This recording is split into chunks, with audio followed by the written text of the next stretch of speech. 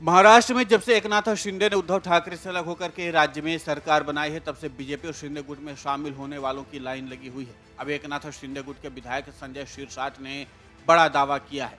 उन्होंने कहा कि आने वाले दिनों में कांग्रेस के दिग्गज नेता और राज्य के पूर्व मुख्यमंत्री अशोक चौहान भी बीजेपी का दामन थाम लेंगे। शिरसाट के मुताबिक कांग्रेस नेता अशोक चौहान आगामी लोकसभा चुनाव से पहले बीजेपी में शामिल होने जा रहे हैं।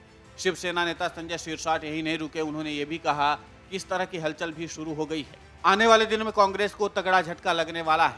ऐसे में उनके इस दावे को गंभीरता से देखा जा रहा है। संजय शिरसाट ने मीडिया से बातचीत के दौरान ये दावा किया है। संजय शिरसाट ने कहा कि कांग्रेस में नेताओं के भीतर कोई तालमेल नहीं है। उन्होंने कहा कि अशोक चौहान और नाना पटोले की आपस में नहीं बनती, बाला साहेब थोराट और अशोक चौहान की भी नहीं पड़ती। बीते कई दिनों से चल रहे घटनाक्रम के मुताबिक मुझे लगता है कि अशोक चौहान लोकसभा से पहले बीजेपी में शामिल हो जाएंगे। इतने बड़े नेता को कांग्रेस में उचित सम्मान नहीं मिल रहा है। संजय शिरसाट ने कहा कि वो निश्चित रूप से बीजेपी में शामिल होंगे, उनकी तरफ से प्रयास भी जारी हैं। संजय शिरसाट ने कहा कि बाला साहब थोराट बीजेपी में शामिल नहीं होंगे क्योंकि विखे पाटिल और थोराट का घनिष्ठ संबंध है।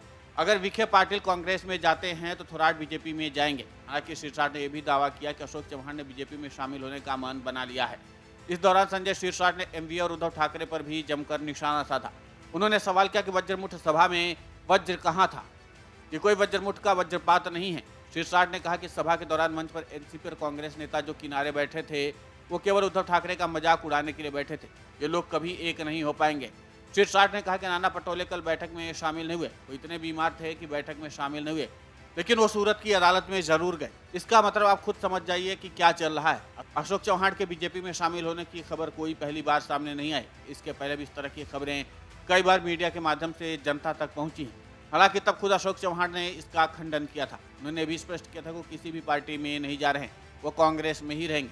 लेकिन इस बात को इनकार भी नहीं किया जा सकता कि महाराष्ट्र कांग्रेस में सब कुछ ठीक नहीं है। इसके पहले भी बाला साहेब थोराट और महाराष्ट्र कांग्रेस अध्यक्ष नाना पटोले के बीच तनाव की खबरें पहले भी आती रही हैं। ऐसे में एक बार फिर से ऐसी खबरें आने लगी हैं कि अशोक चौहान कांग्रेस को छोड़ सकते हैं। तो ये समझा जा सकता है कि आने वाले समय महाराष्ट्र कांग्रेस को तगड़ा झटका लगने वाला है क्या? क्योंकि महाराष्ट्र में कांग्रेस की वैसे भी ज़्यादा मजबूत स्थिति नहीं है। ऐसे में अशोक चौहान का जाना कांग्रेस के जनाधार को प्रभावित कर सकता है।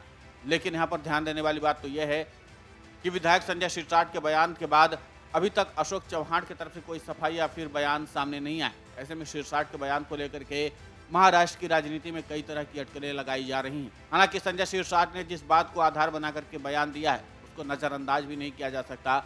अब देखना दिलचस्प होगा कि आगे इस पर अशोक चौहान की तरफ से क्या बयान आता है। लेकिन इतना तो तय माना जा रहा है कि जिस तरीके से संजय शिरसाट ने दावा किया है और जिस तरीके से महाराष्ट्र कांग्रेस में लगातार खींचतान की खबरें आ रही हैं, हर नेता अलग अलग तरह की बातें कर रहा है। वो फिर चाहे बाला साहेब थोराट हों या फिर नाना पटोले हों या फिर अशोक चौहान हों, इन सब के बयानों में विरोधाभास पहले से भी देखने को मिल रहा था और अब इसी का फायदा विरोधी दलों के नेता भी उठा रहे हैं। संजय शिरसाट ने जिन बातों को आधार बनाया है और उसको आधार बना करके उन्होंने अशोक चौहान के बीजेपी में शामिल होने के जो कयास जताए हैं उसको नज़रअंदाज भी नहीं किया जा सकता है। क्योंकि इस बात को सभी जानते हैं कि इन दिनों बाला साहेब थोराट, नाना पटोले और अशोक चौहान के बीच बात बन नहीं रही है और यही कारण है कि विरोधी कांग्रेस को निशाने पर ले रहे हैं। Video desk अमरउजाला.com। अमर उजाला अब आपके टीवी पर भी। अपने स्मार्ट टीवी पर यूट्यूब पर सर्च करें अमर उजाला, चैनल सब्सक्राइब करें और देखें ताज़ा खबरें, वो भी HD क्वालिटी में। और हाँ, बेल आइकन दबाना ना भूलें ताकि हर खबर हो आपके घर। अमर उजाला, निष्पक्ष, निर्भीक, निरंतर।